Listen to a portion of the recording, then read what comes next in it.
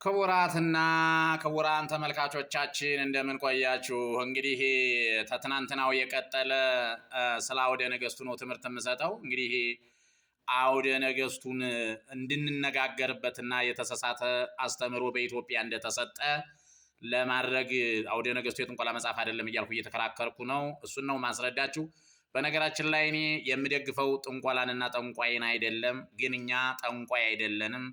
የመጽሐፈ የአውደ ነገስቱ ባለሙያዎችና የደረቅ ጥበበኛ የእጽዋት ባለሙያዎች ጠንቋይ አይደለንም ነው እያልኩ መከራከር እንጂ ጥንቆላንና ጠንቋይን አይደለም ደግፍ የምከራከረው። ይሄ ይለይ ይሰመርበት። ነገ አንድ አፈቀላጤ ሰባኪ ተነስቶ ጠንቋዮች እንዲህ አሉ፣ አፋውተው ተናገሩ ምናምን ያዙ ይልቀቁኝ ምናምን ቢል እንድትታዘቡት አስምሩበት ምለውን እደግመዋለሁ።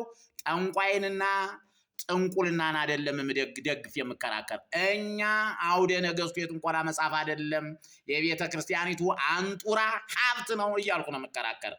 እኔም የአውደ ነገስቱ ባለሙያና የደረቅ ጥበበኛ ባለሙያ ስለሆን ጠንቋይ አይደለውም፣ የቤተ ክርስቲያኒቱ ብቸኛ ጥበበኛ ልጇ ነኝ እያልኩ ነው እየተከራከርኩ ያለ። በዚህ የሚሞግተኝ ካለ ደረቴን ነፍቼ እሞግተዋለሁ። ይምጣ። በጉልበት አይደለም፣ በማስረጃ በመለፍለፍ አይደለም፣ በተረጋጋ መንፈስ የሚነጋገረኝ ካለ እግዚአብሔርን ይዤ በጀርባዬ ላይ የእግዚአብሔርን ኃይል ይዤ እሟገተዋለሁ በእውነቱ ቃል። እስቲ ወደ መጽሐፍ ቅዱስ ሁሉ ሰዳችሁ። ኢሳይያስ እንግዲህ የባህል ሕክምና እንደነበረ ወይም የሀገር በቀል አዋቂ እንደነበረ ልንገራችሁ። በትንቢተ ኢሳይያስ ምዕራፍ 38 ከቁጥር 1 ላይ እንዲህ ይላል።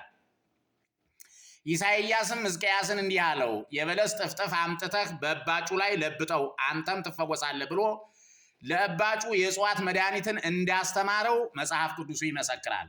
ካዲያኛ ኢትዮጵያውያን እጽዋት ቀጥቅጠን መድኃኒት ስንሰራ ለምን ጥንቁልና ይባላል? ለምን መተት ይባላል? እንደኔ አረዳድ ግን የሀገር በቀል መድኃኒት አዘጋጅቶ ሰውን መፈወስ ክብር ጽድቅ ነው እንጂ ኃጢአት ሊሆን አይችልም። ሁለተኛ ነገሥት ምዕራፍ 20 ከቁጥር 7 ላይም ገብታችሁ አንብቡት።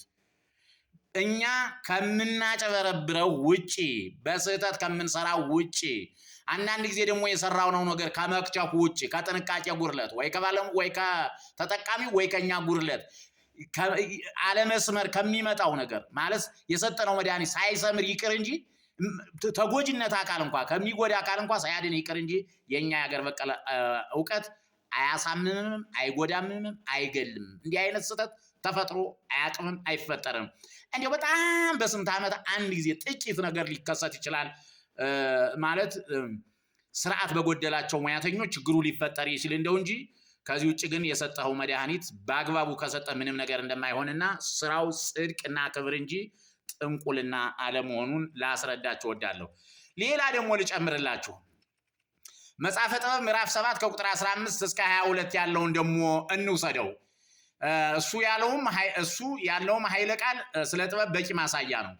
እንደወረደ ሲገለጽ ለእኔም እግዚአብሔር የሚወደውን ነገር እናገር ዘንድ ለሚሰጠውም ሰው የሚገባውን አስብ ዘንድ ጥበብን ሰጠኝ ይላል። ወደ ጥበብ የሚመራ ጠቢባንንም ቅን የሚያደርግ እርሱንም ሁሉ ስራችንንም ማወቅና መረዳት በእጁ ነውና ያለ ሐሰት ነዋሪ የሚሆን የእውቀት ነገርን ሰጠኝ። ዓለም ጸንቶ የሚኖርበትንም ስርዓት የፀሐይን የጨረቃንና የከዋክብትንም ስራ አውቅ ዘንድ የዘመኑንም መጀመሪያውን እና መጨረሻውን መካከሉንም ቀኑንም መመላለስ የጊዜውንም መለዋወጥ የዘመናትንም ዑደት የከዋክብትንም አኗኗር የእንስሳትንም ጠባይ የአራዊትንም ቁጣ የነፋሳትንም ኃይል የሰውንም ሐሳብ ዛፎችንም ለይቶ ማወቅ የስሮችንም ተግባር አስምሩበት። የስሮችንም የሚል ከላይ የከዋክብት የሚለውን የጨረቃ የፀሐይ የሚለውን ከታች ደግሞ የስሮችን የሚለውን እያሰመራችሁበት ሂዱ። የስሮችንም ተግባር ኃይል አውቅ ዘንድ ሰጠኝ፣ የስራው ሁሉ አስገኝ እርሱ ጥበብን አስተምሮኛልና ይላል። እንግዲህ የተገለጸውንና የተሰወረውን ሁሉ አወቅኩ ይላል። አንባቢያን ሆይ አስተውሉ። እነዚህ ሁሉ እምነት ተቋማት ሰባኪዎች በያውደ ምሕረቱ ጠቢባንን ጠንቋይ መተታም እያሉ የሚዘልሁት በምን መመዘኛ እንደሆነ አይገባኝም። ራሱ ባለቤቱ በመስኩ ላይ ፈቅዶ ወዶ ያሰማራቸው ቸር አምላክ እያለ እነርሱ የጥላት ሴራና የተሳሳተ ታሪክ ይዘው ያልተጻፈ በማንበብ በሬ ወለድ ስብከት አፈ ታሪክ ትምህርት የሚያስተምሩን ለምንድን ይሆን? እንደኔ አረዳድ ከሆነና እንደ ፈጣሪ ፈቃድ ከሆነ የአውደ ነገስት ባለሙያዎች መጽሐፍ ገላጭ ይባላሉ፣ የእጽዋት መድኃኒት ቀማሚዎች ጥበበኛ ይባላሉ እንጂ ጠንቋይ አይባሉም፣ መባልም የላቸውም። መተተኛም አይባሉም፣ ነውር ነው። ነውር ነው። ይሄ የጠላት ወሬ ነው፣ የጠላት ሴራ ነው። ሀገር እንደ መካድም ይቆጠራል። የራስን እንደ መጥላትም ይቆጠራል። በራስ አለመኩራትም ይቆጠራል። የሀገር በቀል እውቀትን እንደ ማጥፋትም ይቆጠራል። ይህንን ነገር ውሰዱ። ምክንያቱም ጥበቡ የሀገር በቀል እውቀት ስለሆነ ነው። እሺ ልጨምርላችሁ፣ ገና አይበቃኝም። ወንጌላዊው ሉቃስ ምዕራፍ 10 ከቁጥር 33 እስከ 36 ሽፍቶች የደበደቡት አንድ ሳምራዊ ሰው በዚያች መንገድ ሲሄድ አገኘው ይላል። አይቶም አዘነለት፣ ወደ እርሱም ቀረበ፣ ቁስሉንም አጋጥሞ አሰረለት፣ በቁስሉም ላይ ወይንና ዘይት ጨመረለት፣ በአህያውም ላይ አስቀምጦ እንዲፈውሰው የእንግዶችን ቤት ወደሚጠብቀው ወሰደው። የሚድንበትንም አሰበ። በማግስቱም 2 ዲናር አውጥቶ ለእንግዳ ቤት ጠባቂው ሰጠውና በዚህ አስታምልኝ፣ ከዚህ የሚበልጥ እርሱ የምታስታምመው ቢኖር እኔ በተመለስኩ ጊዜ እከፍልሃለሁ አለው ይላል። ስለዚህ አንባቢያን ሆይ የባህል ሕክምና የሚል የእንጀራ ስም የወጣለት የሀገር በቀል እውቀት የፈጣሪ ፈቃድ ያለበት ክቡር ስራ መሆኑን በዚህ ጥቅስና በዚህ ኃይለ ቃል መረዳት ይቻላል። እጨምራቸዋለሁ። መጽሐፍ ቅዱሱ መቼ አልቆብኝ ስናገረው ብኖርም የመጽሐፍ ቅዱሱ ጥቅስ አያልቅም እናገራለሁ። እናንተ ግን አውደ ነገሥቱ የጥንቆላ መጽሐፍ ነው የሚል አንድ ጥቅስ አታመጡም። አንድ 18ኛ ኦሪት ዘፍጥረት ምዕራፍ 50 ከቁጥር 2 ላይ ስለ ሀገር በቀል መድኃኒት በቂ ማሳያ አለ። እንደወረደ ሲነበብ እንዲህ ይላል። ዮሴፍም ባለመድኃኒቶች አገልጋዮች አባቱን በሽቱ ያሹት ዘንድ አዘዘ ይላል። ባለመድኃኒቶችም እስራኤልን በሽቱ አሹት፣ 40 ቀንም ፈጸሙለት። ሽቱ የሚቀቡትንም ቀን እንዲሁ ይቆጥራሉና ይላል። ወገን አስተውሉ። ድሮ በዘመነ ኦሪት ባለመድኃኒቶች በነገስታት በነቢያት ፊት ተከብረው እንዲህ ይሰሩ ከነበረ ሀገር በቀል እውቀት ወይም ጥበብ ከመቼ ጀምሮ ነው ጥንቁልና የሆነ እያልኩ እየጠየቅኩ ነው። ማን ነው ጥበብ መተት ነው ያለው?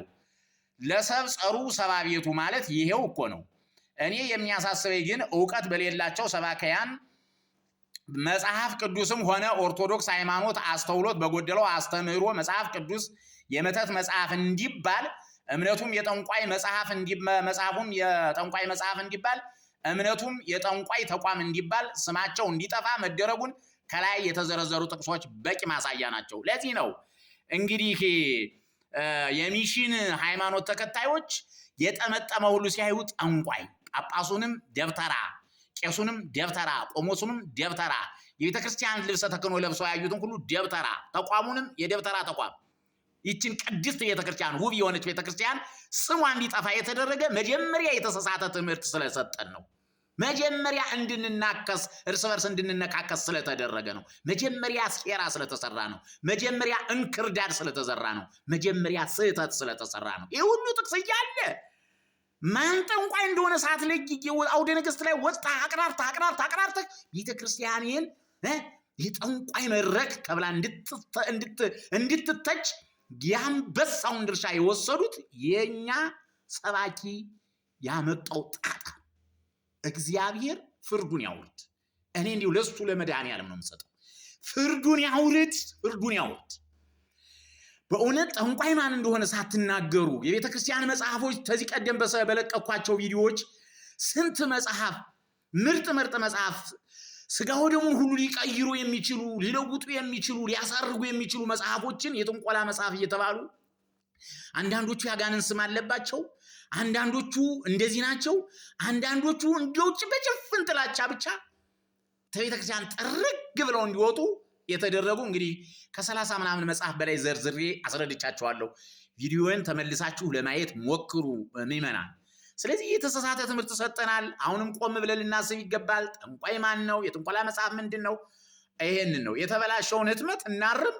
እኔም በበኩሌ እግዚአብሔር ከፈቀደልኝ ይህንን የተበላሸውን መጽሐፍ ለማረም ስራ እየሰራው ነው። እግዚአብሔር ከፈቀደልኝ እሱ ፈቃዱ ከሆነልኝ የመጀመሪያውን ትክክለኛውን መጽሐፍ አውጥቶ ለትውልድ ለማስረከብ ጥረት እያደረኩ ነው። መድኃኔዓለም ይርዳኝ።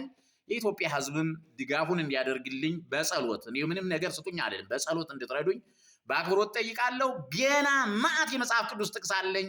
ስለዚህ ስለ ጥበብ ነገር ሊያስረዳ የሚችል ተከተሉኝ። በቀናነት መሳደብ ክልክል ነው። በምክንያት ሞግቱኝ። ያለ ምክንያት ግን ያለ ማስረጃ መቃወም ክልክል ነው። እንከባበር። ተጀለጥከኝ ወገብ ዛላህን በውለክ ብዬ ድጋሚ እንዲህ አይነት ነገር እንዳትሰማ ነው ማደርግ። ጥንቃቄ ይደረግ። እንደ መምህር እንደ አባት አክብራችሁኝ የፈለገውን ጠይቁኝ፣ ኮሜንትም ጻፉ። እንከባበር። በዚህ አይነት አግባብ እውነቱን ፈልገን እናግኝ፣ የተሳሳተውን እናርም እላለሁ። ሼር፣ ላይክ፣ ፎሎ